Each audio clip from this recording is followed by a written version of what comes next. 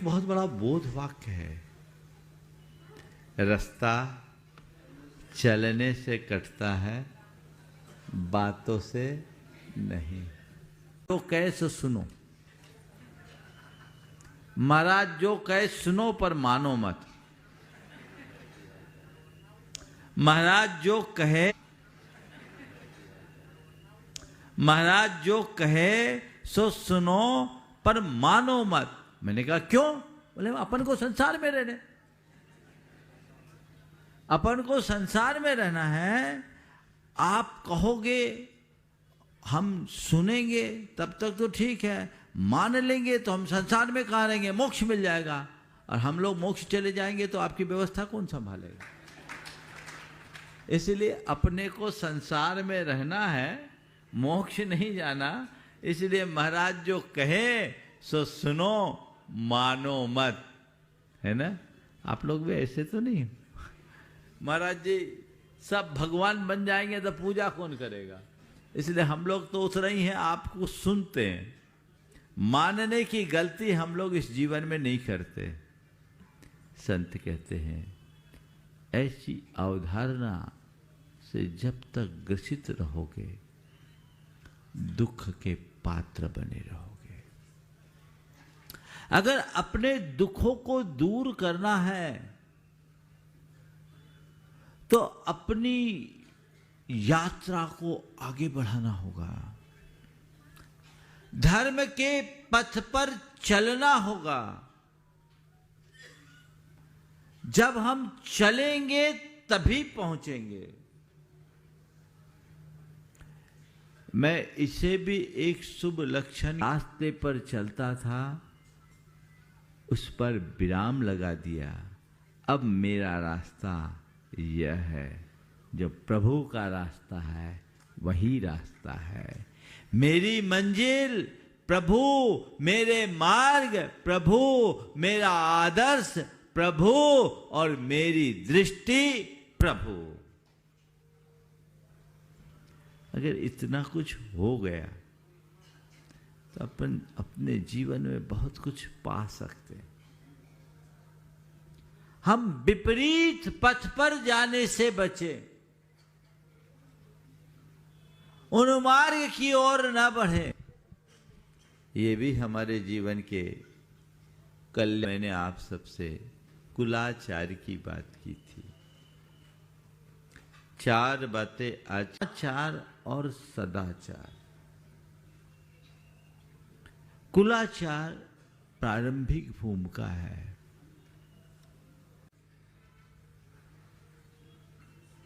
किसी ने नियम दिया, किसी ने कोई संकल्प दिया, किसी ने कोई व्रत दिया, कोई व्रत दिया। ये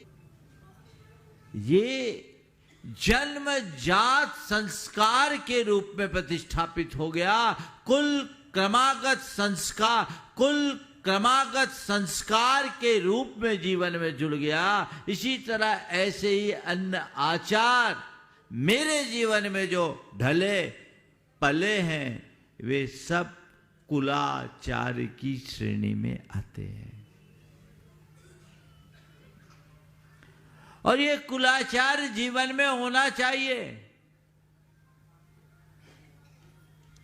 जिनके कुल की परंपरा अविच्छिन्न और निर्मल होती है उस कुल में कुलाचार पलता रहता है। आधुनिकता के इस अंधी दौड़ में कुलाचार पर कुठारा घात होने लगा है। लोग अपने इस परंपरागत कुलाचार को नजरअंदाज करने लगे, इन्हें कमतर आंकने लगे हैं। अपने कुलाचार के प्रति जो आपकी प्रतिबद्धता और कमिटमेंट था वो दिनों दिन कम होने लगा है। और जब तक कुलाचार पलता है तब तक सदाचार टिकता है। कुलाचार खोता है, दुराचार पनपता है। आजकल आए दिन जो दुराचार बढ़ रहा है, आए दिन जो दुराचार बढ़ रहा है,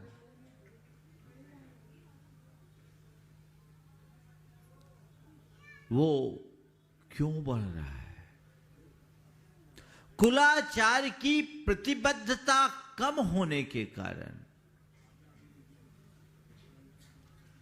हमें ये सुनिश्चित करना चाहिए कि मैं कौन हूं, मैंने कहां जन्म लिया, मेरी परिपाटी क्या है, मेरे मूलभूत संस्कार क्या है, मुझे उन्हें मेंटेन रखना है, किसी भी कीमत पर खंडित नहीं होने देना है, न मुझ में न मेरे आने वाली संतति में, तब कुलाचार पलेगा।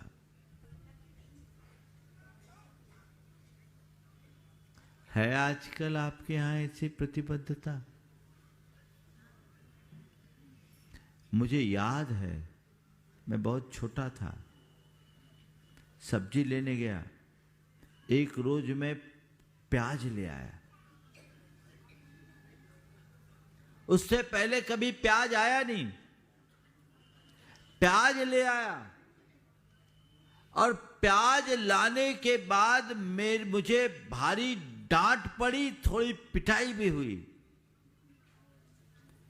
जिस घर में आज तक प्याज नहीं आया, तुम उस घर में प्याज लेकर क्यों आए? ये क्या थी? प्रतिबद्धता। उसके बाद दोबारा हिम्मत नहीं हुई। और आज ऐसी कोई व्यवस्था है? आज तुम्हारे घर में कोई शराब भी ले आए तो तुम्हारे पास ऐसी व्यवस्था नहीं कि तुम उसे रोक है।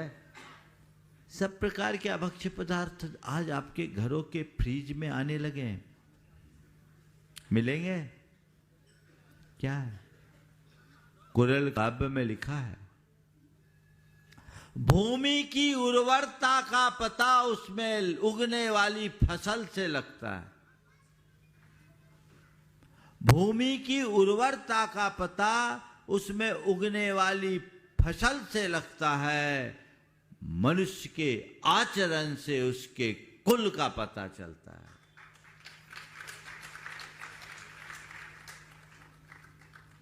तुम्हारा आचरण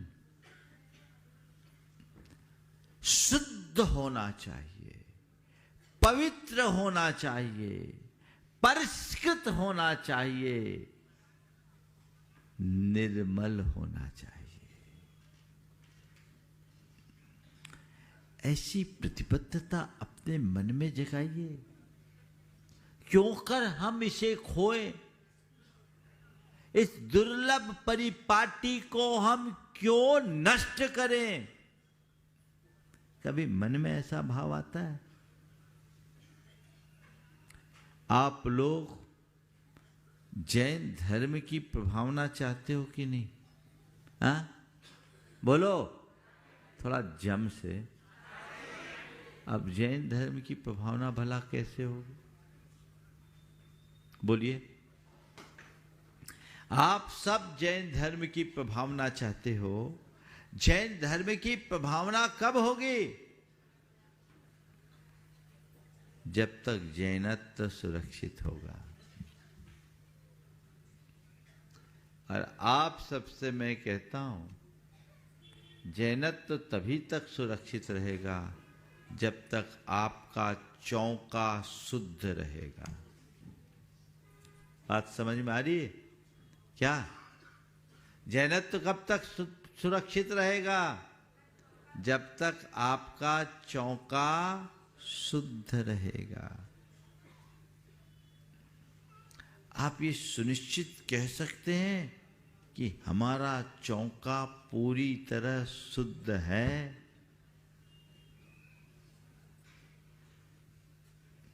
कई बार लगता है कितनी ऊंची बातें हम लोग करते हैं, पर धरातल कितना कमजोर है। कुलाचार की खुली उपेक्षा दुराचार का मूल बन गई। और सबसे बड़ी विडंबना यह है कि धीरे धीरे समाज इसे स्वीकारने लगा है। मुझे तब सुनकर बड़ा दुख हुआ जब एक ने अपनी 25वीं एनिवर्सरी मनाई और बेटे ने बाप को पैग लगा के पिलाया। उस पार्टी में बाप बेटे दोनों साथ में मिलके, जब किसी ने उनको टोका तो कहा हम मॉडर्न जैन हैं। बाहरे मॉडर्न जैन, तुम जैन हो या जैन के नाम पर कलंक। बिचारिए, इसे समय रहते रोकना होगा। समाज में चेतना जगनी चाहिए। आधुनिकता के नाम पर अपनी मौलिकता को खंडित करना बहुत बड़ी भूल है। ये सुनिश्चित करना है कुलाचार अपनाएंगे तभी दुराचार से बच पाएंगे। आजकल दुराचार कितना बढ़ रहा है, कोई ठिकाना है? हाँ? दुराचार कितना बढ़ रहा है और कोई सुरक्षित नहीं।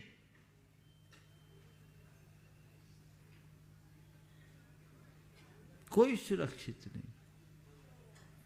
क्या करेंगे आप? एक साधारण आदमी बंदूक का लाइसेंस लेने के लिए अधिकारी के पास आवेदन दिया। उसके आवेदन की स्क्रूटनी करने के बाद जब उससे बुलाया गया, पूछताछ किया गया कि आप क्या करते हो, आप क्या करते हो? तो उसने कहा मैं एक टैक्सी चलाता हूं। टैक्सी चलाते हो तो आपको बंदूक की क्या जरूरत? आपके पास है क्या? बोले मेरे पास कुछ नहीं, किराए के मकान में रहता। किराए के मकान में रहते हो, टैक्सी चलाते हो, कुछ है नहीं तो बंदूक का लाइसेंस क्यों मांग रहे हो? आपके पास क्या है? उन्होंने कहा मेरे पास 2 बेटियां हैं। मेरी 2 बेटी है। थोड़ा ध्यान से सुनना। मेरे पास 2 बेटियां हैं। बोले 2 बेटियां हैं तो क्या हो गया?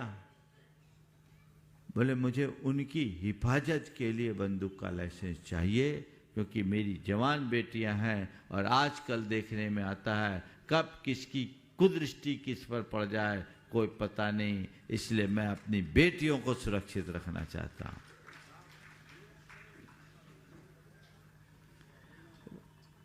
उसके बाद हाँ, लेकिन उसके बाद उस अधिकारी ने हाथ जोड़े कि मैं माफ करें, आपने जो बात कही वो गहरी है, पर हमारे यहाँ ऐसी कोई व्यवस्था नहीं है कि इसके लिए हम आपको बंदूक के लाइसेंस रिकमेंड कर सके। ये तो हमारी एक अव्यवस्था है। पर उसने जो बात कही, कोई सुरक्षित नहीं है। क्यों? क्योंकि मर्यादाएं खंडित हो गई है। और मर्यादाएं क्यों नष्ट हुई? क्योंकि कुलाचार को लोगों ने भुला दिया है। जब से पश्चिमी जीवन मूल्य हावी हुए, सबसे ज्यादा प्रभावित यदि कुछ हुआ तो हमारा कुलाचार हुआ, हमारे संस्कार हुए। उनने हमें पूरी तरह बदल दिया। हमारी भाषा बदल गई, हमारी भूषा बदल गई, हमारा भोजन बदल गया और हमारी भावना भी बदल गई। बदल गई कि नहीं? आज भाषा बदल रही, भूषा बदल रही, भोजन बदल गया, भावना बदल गई, तो बचा क्या? बचा क्या?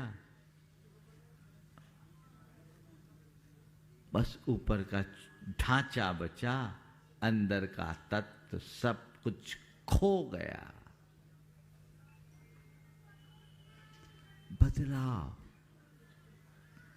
आना चाहिए, और ये तभी आएगा जब बच्चा बच्चा उसके लिए संकल्पित होगा।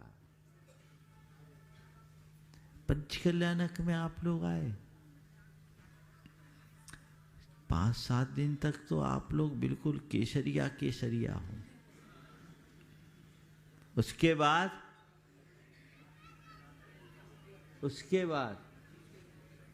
हाँ, उसके बाद अभी केसरिया, उसके बाद हाँ,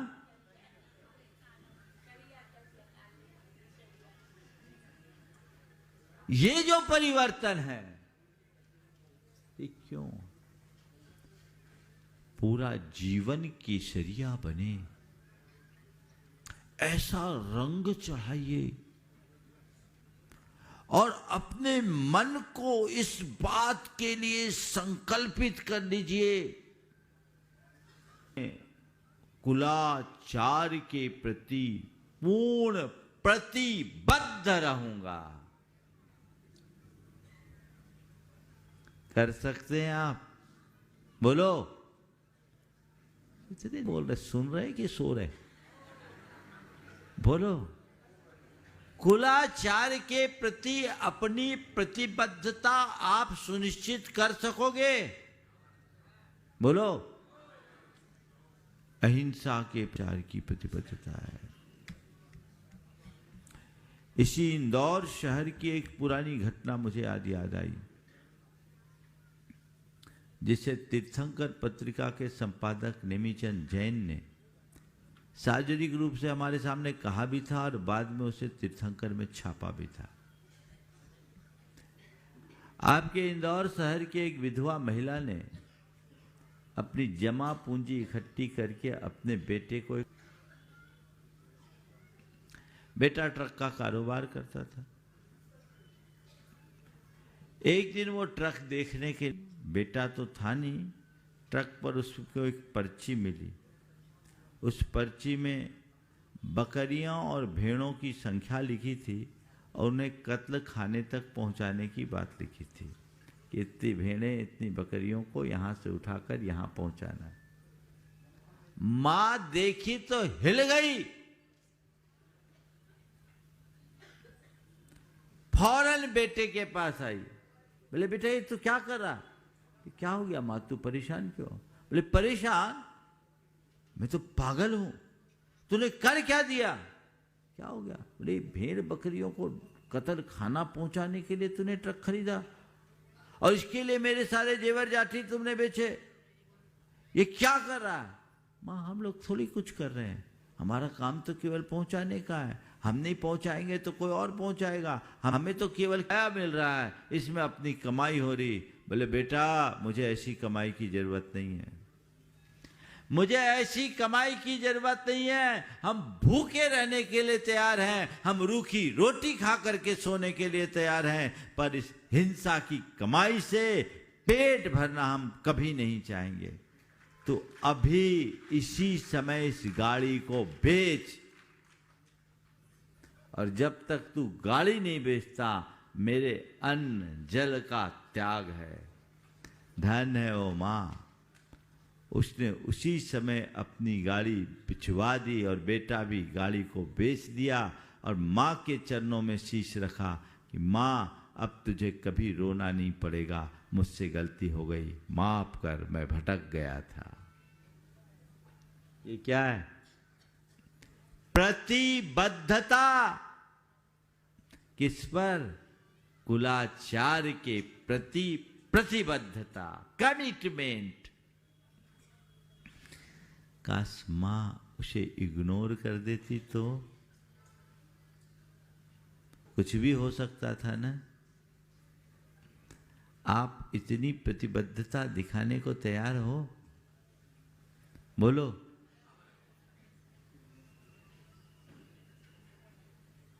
क्या करे, अब सुनता ही नहीं है, मानता ही नहीं है। या तो चिल्ला चोटी करोगे या सरेंडर हो जाओगे। मैं चीखा चिल्ली भी नहीं कराना चाहता, ना आपको समर्पित रखना चाहता हूँ। मैं आपसे केवल इतना कहता हूँ कि घर परिवार में ऐसा वातावरण बनाइए कि आपके घर में ऐसी नौबत ही ना आए और सामने वाला आपके आंख के इशारे से चीजें समझ ले। देखिए आचरण का प्रभाव कैसे पड़ता है। एक महिला जो शिक्षिका थी, अपने पति को बहुत अल्प उम्र में खोई। दोनों बेटों को पढ़ाया और एक IITN हुआ, एक MBA किया। MBA अहमदाबाद से किया। दोनों की अच्छी कंपनियों में जॉब, अच्छा पैकेज। और आप सुनकर आश्चर्य करेंगे, दोनों बच्चों ने आलू प्याज का भी त्याग कर दिया, जमी कंद का त्याग कर दिया, रात्रि भोजन तो करते ही नहीं।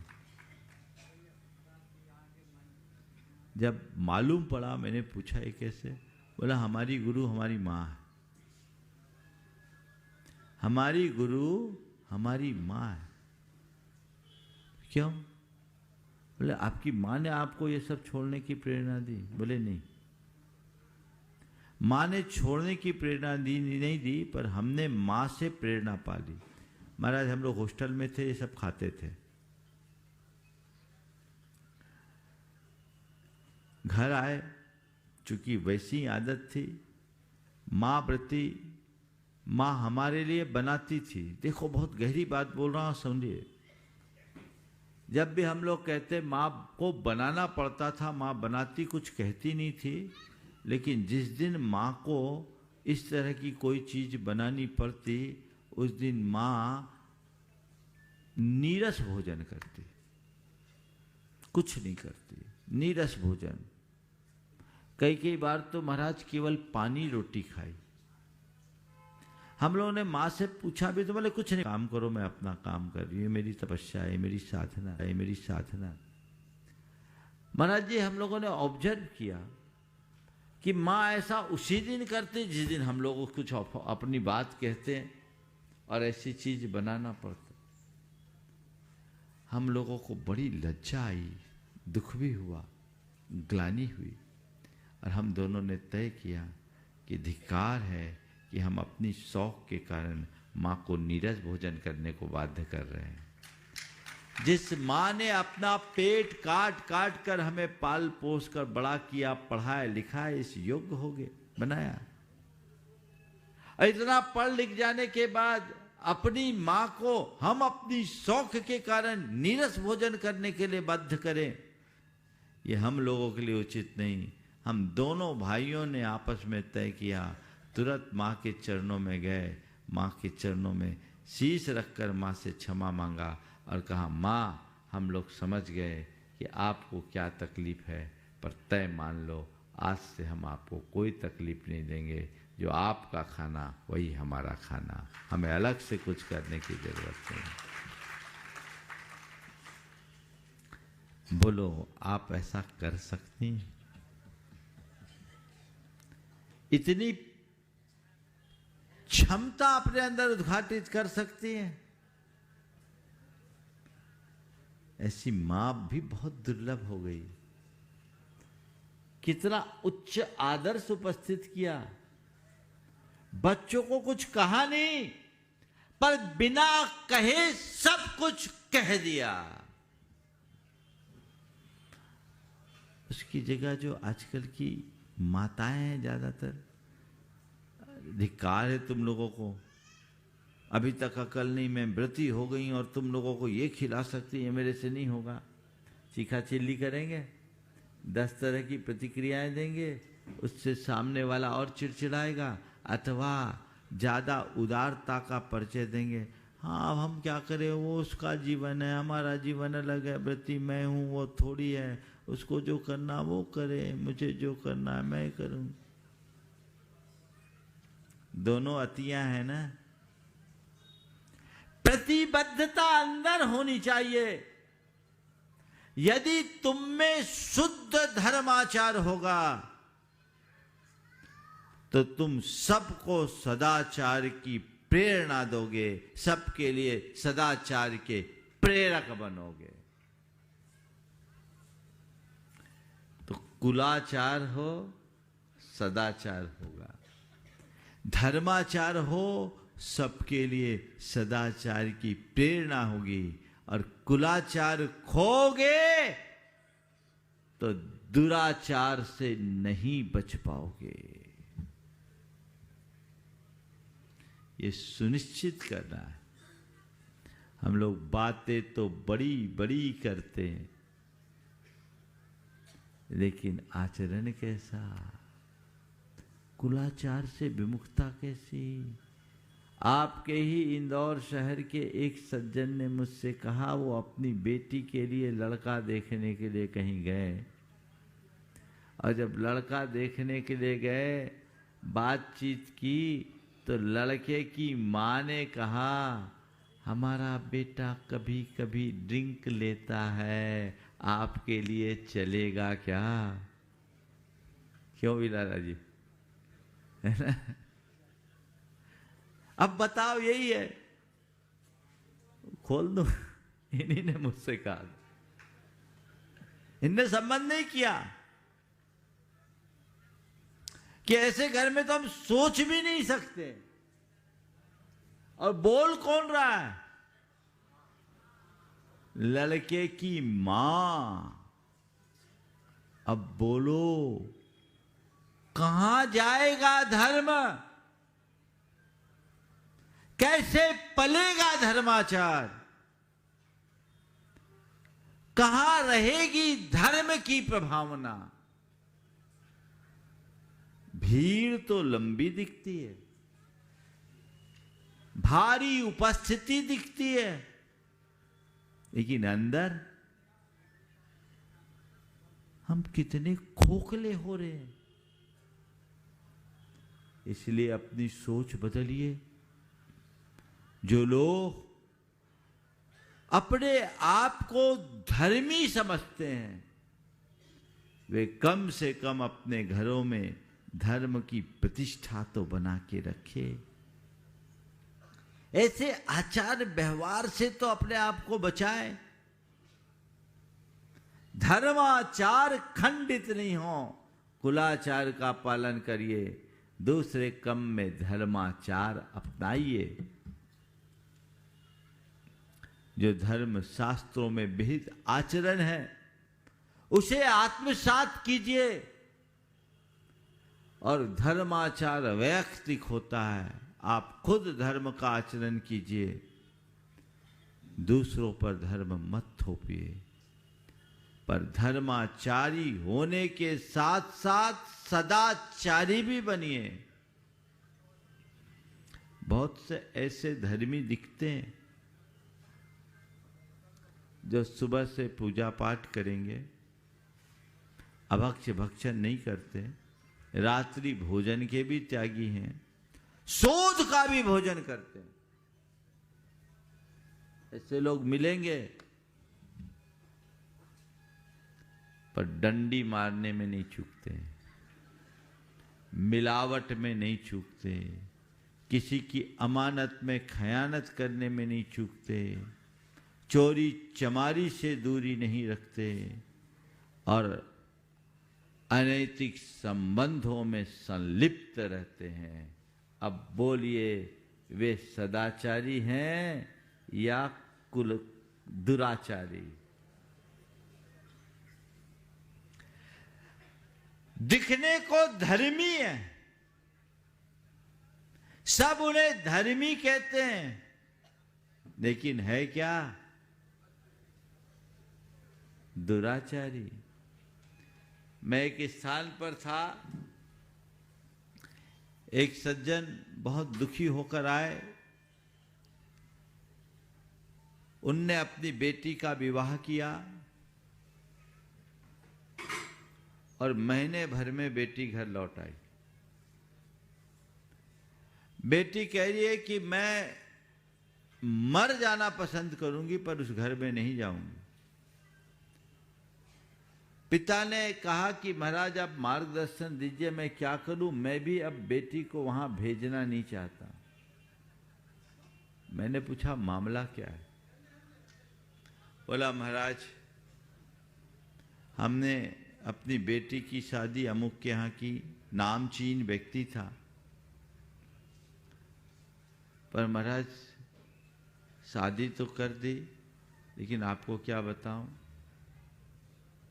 बाप बेटा दोनों मिलकर शराब पीते हैं, घर में शराब, फ्रिज में आम है, उसकी सास भी कभी कभी शराब पी लेती है और अंडे का सेवन नियमित होता है।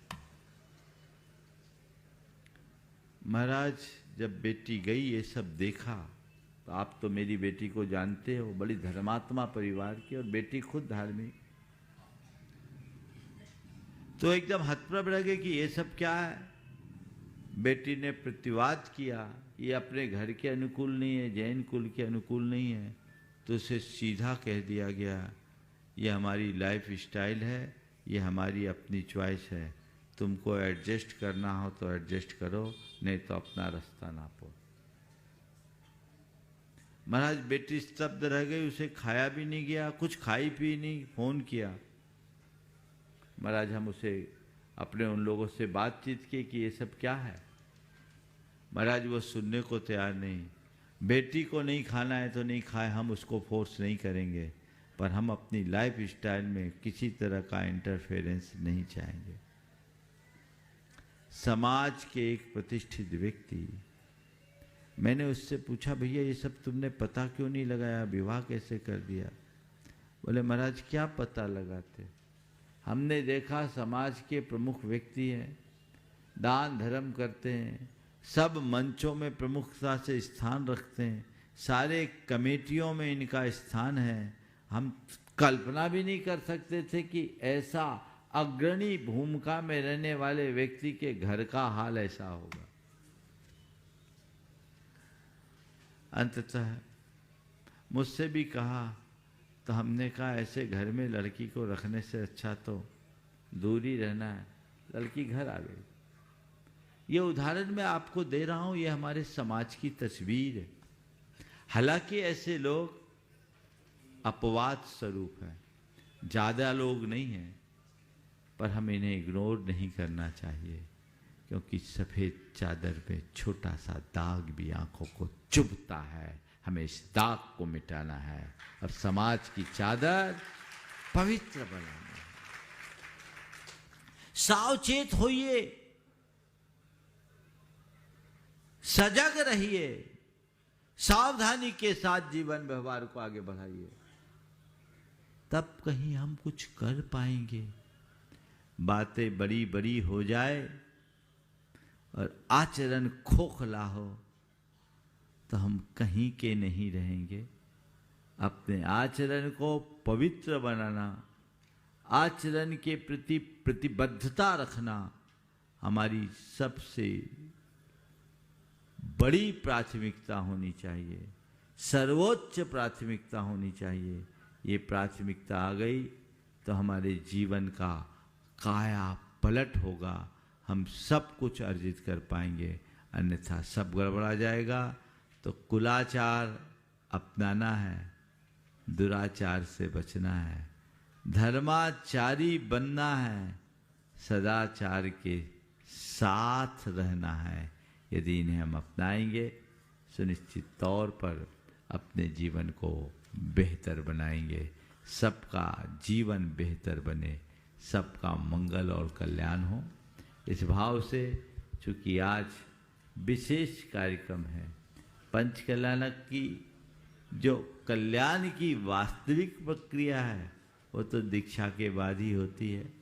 आज दीक्षाएं होगी, कल आप सबके बीच घोषित किया गया 15 दीक्षाएं होगी और मुनि दीक्षा होनी, सीधी जैनेश्वरी दीक्षा होनी है। तो जिनको भी इस दीक्षा का दृश्य देखना है समय पर आ जाइएगा, और कौन कौन की दीक्षा होगी ये उम्मीदवार समय पर प्रकट होंगे। ये अभी सच